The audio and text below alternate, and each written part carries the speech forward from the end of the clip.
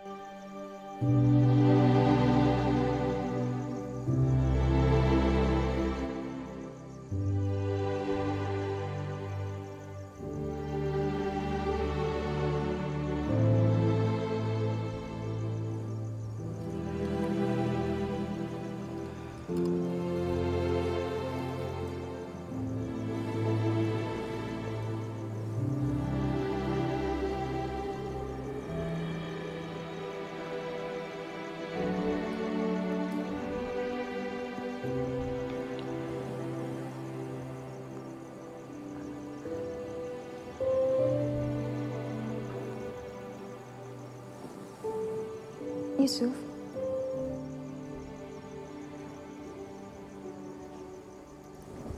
Yusuf. Iya. Apa yang sedang kamu lakukan? Biasanya kamu mempersiapkan peralatan untuk kerja pada sore hari. Ini sudah malam. Dan sepertinya kamu masih sibuk di situ. Tinggal sedikit lagi, Maria. Kamu juga tumben. Biasanya sesudah doa malam kamu langsung pergi tidur. Iya, sebentar lagi.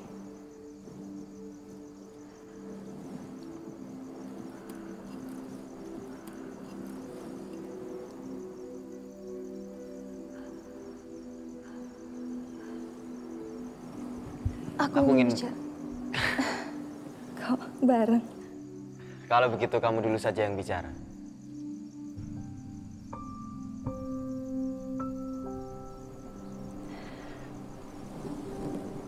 Yusuf, ya. Aku ingin berterima kasih kepadamu. Sungguh. Sama-sama.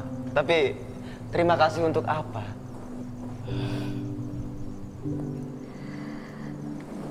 Untuk semua yang telah kamu berikan kepadaku.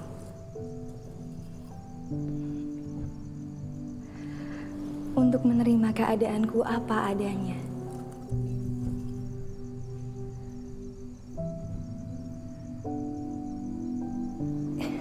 Yang tengah mengandung anak yang bahkan bukan anakmu. Untuk kesediaanmu menerima anak dalam kandunganku ini.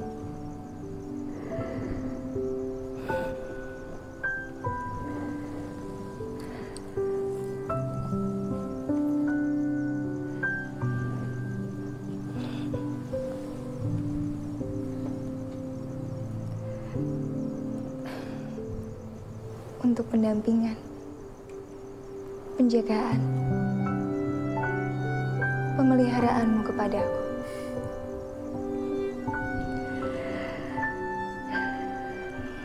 Untuk sepasang matamu yang selalu teduh melihatku. Untuk pengorbanan. Maria, sudah. Apa yang aku lakukan tidaklah seberapa bila dibandingkan dengan kerendahan hatian malaikat Tuhan datang menyapaku. Apa yang aku lakukan hanyalah sebuah karya kecil, di mana aku ingin ikut ambil bagian dalam karya besar Allah untuk manusia. Malaikat Tuhan telah datang padamu. Iya, Maria. Semula hatiku bimbang, pikiranku kacau. Tapi Tapi malaikat Tuhan datang dalam mimpiku menyampaikan kebenaran dan kenyataan yang kamu emban sekarang. Malaikat Tuhan menyatakan padaku untuk tidak takut menjadikanmu istriku. Puji Tuhan. Ya, terpujilah Tuhan. Aku bersedia menjadi siapapun bagi dunia ini, asalkan untuk melaksanakan rencana dan kehendak-Mu.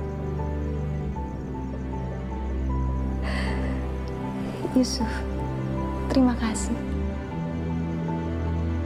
Aku mencintai dan mengasihi Tuhan lebih dari apapun yang ada di dunia ini.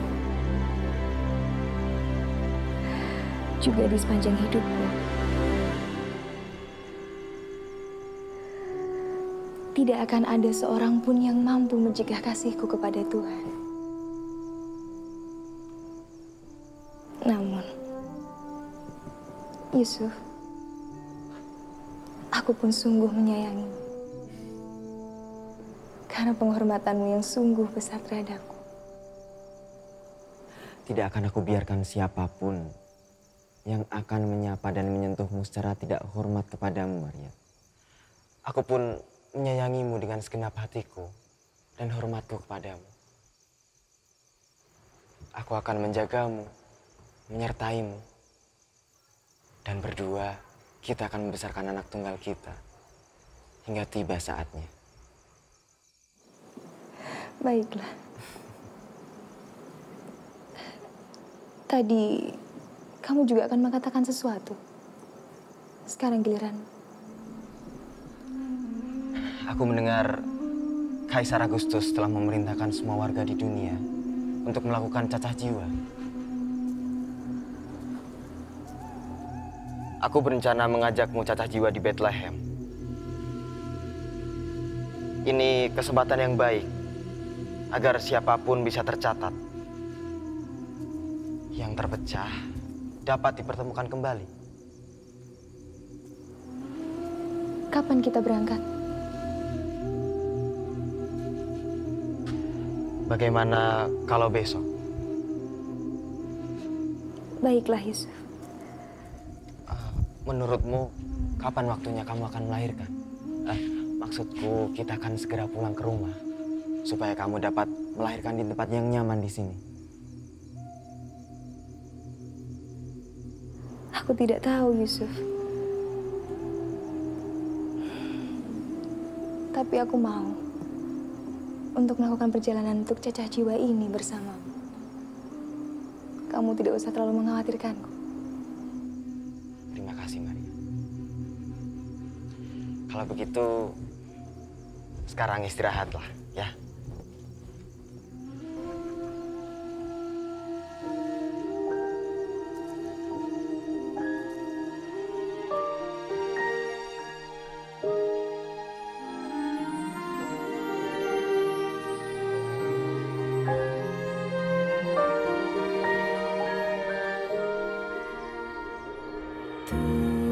Tuhanku, betapa penuh syukurku kepadamu.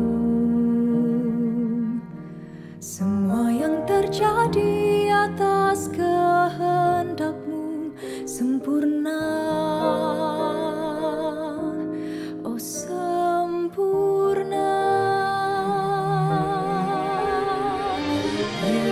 Yusufku, Kaulah bayang-bayang Tuhanku, menjaga, memelihara hidup kami semua dalam diam. Kau berkarya. Kau kunci nubuat para nabi tergenapi. Lembut hati dan tulusmu menaungi kami. Kau tak pernah apa, kerjakan perintahnya. Percayamu pada Tuhan sungguh luar biasa.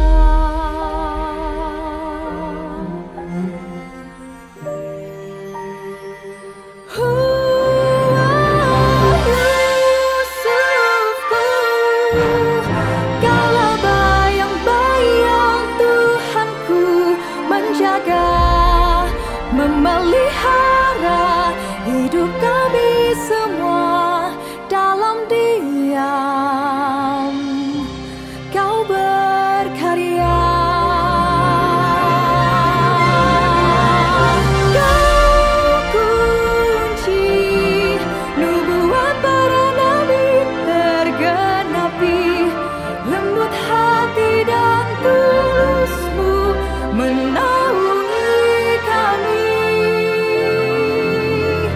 Kau tak pernah apa, kerjakan perintahnya.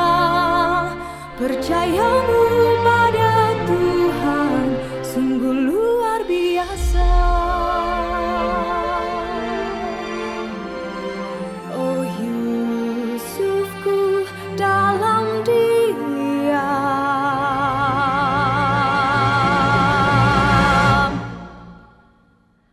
kau berkarya.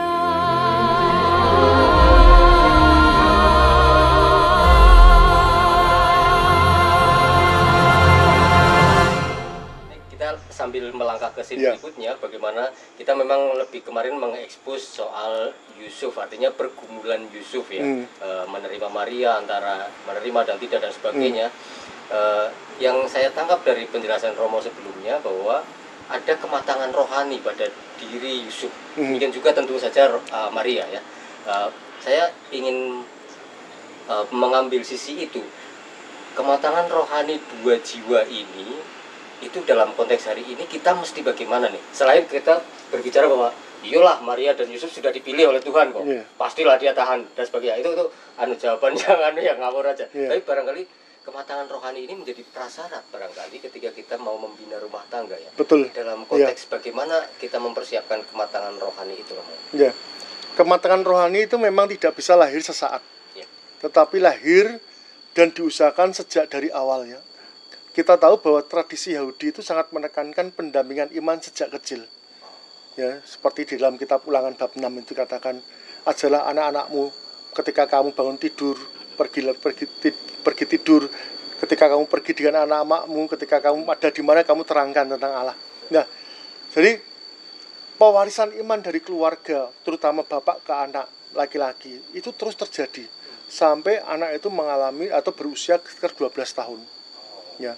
Nah, di dalam proses seperti itulah anak-anak ini sekolah, mengaji ya. Dan kita tahu bahwa Yusuf itu memang bukan orang militan yang ahli sangat sekali. Harus kita tahu bahwa Yusuf itu adalah orang awam kalau sekarang kita katakan, bukan orang yang mempunyai pendidikan tinggi seperti katekis, pengajar, bukan seperti itu. Yusuf itu seperti imam juga bukan seperti saya juga ya sekolah teologi bukan. Nah, jadi adalah orang yang betul-betul luar biasanya. Karena apa?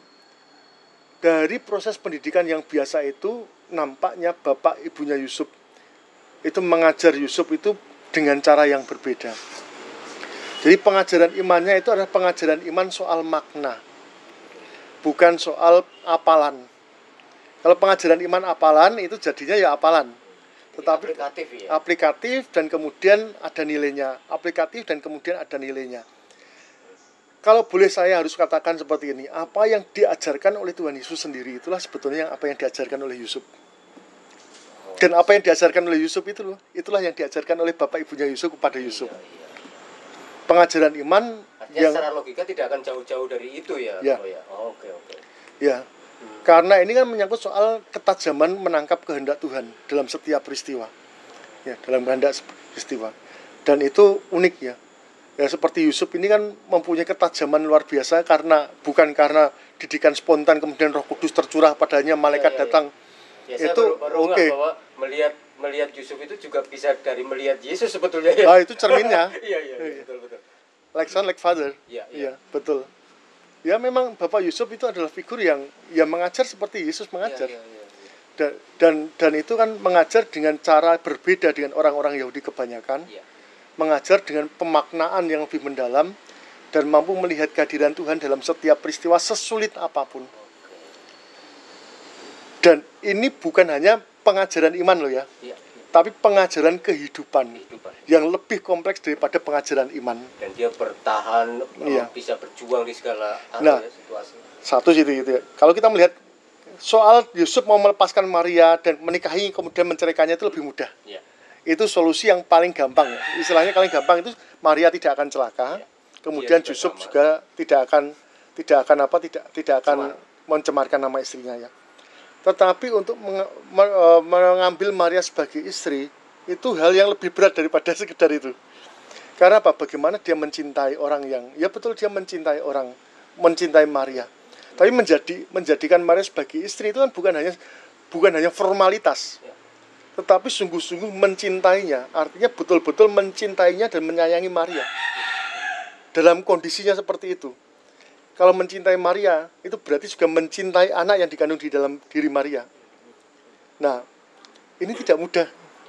Kalau orang sudah kecewa, kalau orang sudah impiannya bubar jalan, kemudian dia sudah mencari jalan yang terbaik menurut versinya, dan sekarang malah Tuhan memberikan pekerjaan yang lebih berat daripada itu berat. Dan itu prosesnya bukan hanya itu, mencintai Maria, tetapi mencintai Maria di dalam kesusahannya. Dalam perjalanan ke Yerusalem, dalam perjalanan ke Mesir, menjadi orang Nazaret, itu bukan pengalaman yang mudah.